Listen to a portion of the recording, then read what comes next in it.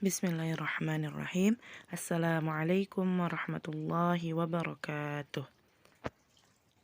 Alhamdulillah wassalatu wassalamu ala rasulillah wa ala alihi wa man walah. Sabahul khair. Kaifa halukum ya salih wa salihah. Selamat pagi murid-muridah sekalian. Bagaimana kabarnya hari ini? Semoga selalu dalam keadaan sehat ya.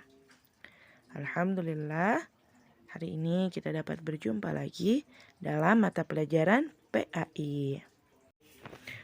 Baik murid-muridah Ustaz yang tersayang, insya Allah hari ini kita akan mempelajari pelajaran yang ketiga, yaitu tentang keutamaan malu. Nah, sebelum kita memulai pelajaran, alangkah baiknya untuk membaca doa terlebih dahulu. Baik ananda sekalian, mari kita baca doanya bersama-sama. Allahumma inni as'aluka ilman nafi'an wa rizqan tayyiban wa amalan mutaqabbala. Amin. Baik ananda sekalian, seperti yang sudah katakan, hari ini kita akan mempelajari tentang keutamaan malu. Nah, malu adalah salah satu sifat yang mulia. Nabi SAW bersabda, Al-imanu bid'un wa sab'una syu'bah, fa'afdaluha qawlun la ilaha illallah wa adnaha imatatul adha 'anit tariq wal haya syu'batun minal iman. Yang artinya, iman memiliki lebih dari 70 cabang. Yang paling tinggi adalah ucapan La ilaha illallah. Dan yang paling rendah ialah menyingkirkan hal yang mengganggu di jalan. Dan malu termasuk cabang dari iman. Nah, ananda sekalian, jadi karena rasa malu itu sebagian dari keimanan, maka jika kita kehilangan rasa malu, maka kita akan kehilangan sebagian iman kita. Dan tidak sempurna iman seseorang jika tidak mampu menjaga rasa malunya. Nah, jadi kita semua ya harus memiliki rasa malu dan menjaganya. Nah, rasa malu juga membawa kita kepada kebaikan. Ya, Rasulullah SAW bersabda, Al-haya'u la ya'ti illa bi khairin. Rasa malu itu tidak mendatangkan sesuatu kecuali kebaikan. Nah, rasa malu membawa kita kepada kebaikan. Kecuali rasa malu itu dilakukan secara keliru. Contohnya yaitu malu untuk berbuat baik, malu untuk beribadah kepada Allah, dan malu untuk menuntut ilmu yang bermanfaat. Rasulullah bersabda, menuntut ilmu itu wajib bagi setiap orang Islam. Taib ananda sekalian, kita tidak boleh malu untuk taat dan disiplin, terutama dalam hal-hal berikut. Ya. Yang pertama,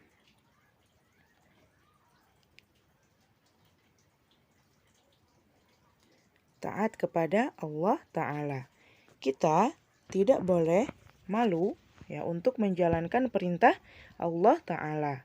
Ya, kita tidak boleh malu untuk beribadah kepada Allah, untuk taat kepada Allah. Nah, kemudian yang kedua, taat kepada Rasulullah. Ya, karena dengan menaati Rasulullah berarti kita telah menaati Allah Subhanahu wa Ta'ala. Kemudian yang ketiga, taat kepada orang tua. Ya, karena Allah Subhanahu wa Ta'ala akan membenci orang yang durhaka kepada orang tuanya, dan Allah menyukai orang yang taat pada perintahnya. Jadi, kita semua tidak boleh malu untuk taat kepada kedua orang tua. Ya, kita harus menaati perintah orang tua. Ya, karena kita akan mendapatkan ridho dari Allah di dunia dan akhirat.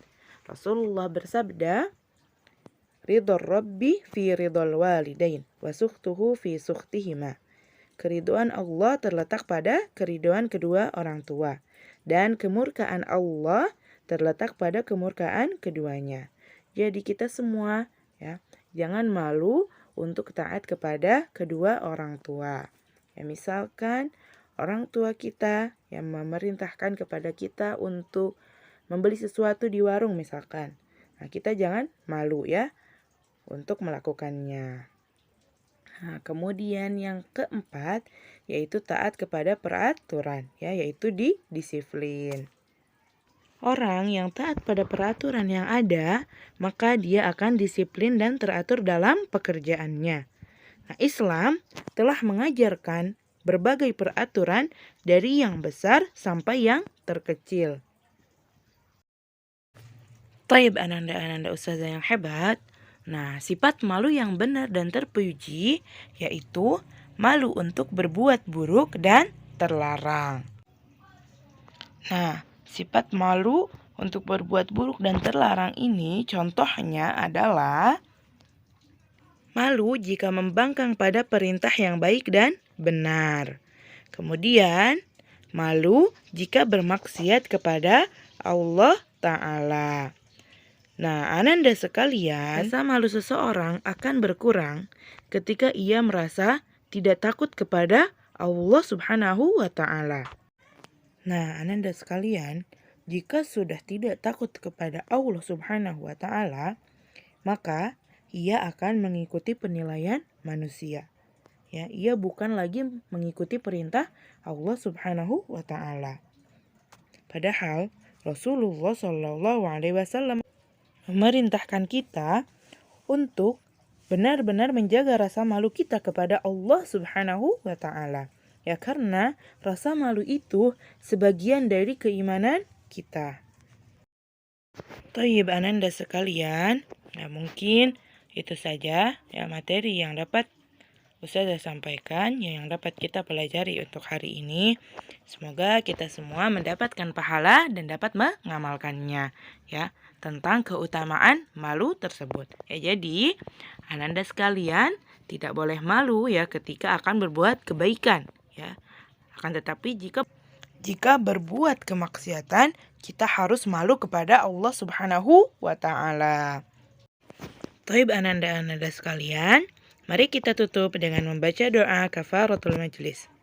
Subhanakallahumma wa bihamdika asyhadu an la ilaha illa anta astaghfiruka wa atubu ilaik. Wassalamualaikum warahmatullahi